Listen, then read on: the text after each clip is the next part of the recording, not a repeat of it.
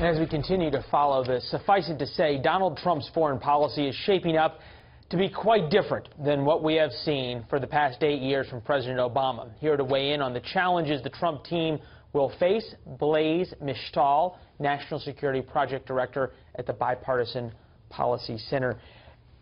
Pretty incredible that just a couple of weeks now after the election, we are seeing this incredibly stark difference between President Obama, President-elect Trump, as evidenced by their statements today. I think we can have no better summary of the differences between the two and their worldviews than the statements we've seen today. On the one hand, President Obama refusing to really take a stand on Cuba, which I think is in line with... He says history will judge Fidel Exactly. Castro. It's not for the United States to judge. It's not for us to impose our values on other countries. It's not for us to dictate anything to the world, which I think we've seen throughout the last 8 years is his approach.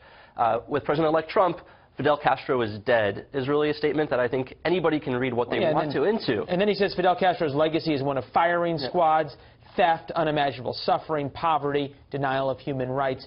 You have to imagine that around the world, in Tehran, in Pyongyang, in Beijing, perhaps even in Moscow, they're looking at this statement and thinking there's a new sheriff in town.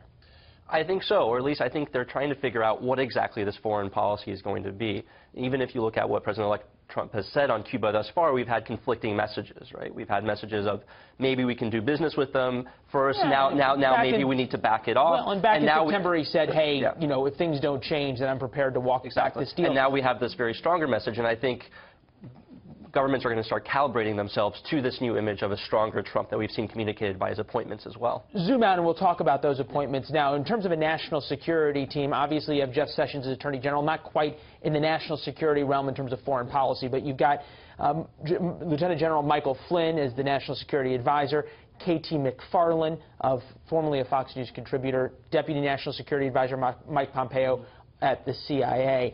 The world knows Vladimir Putin. This was from K.T. McFarland that we were just putting up one of her op-ed pieces. What can we get? The world knows Vladimir Putin is the one who really deserves that Nobel Peace Prize. Turns out that leading from behind left a big opening, and Obama still hasn't figured it out. What can we learn from that? Well, I think definitely the idea of strong leadership being required from the United States on the world stage is something that we've seen communicated through all of the choices thus far. And I think there's two threads that run through them: stronger on ISIS, stronger on Iran, specifically the nuclear deal.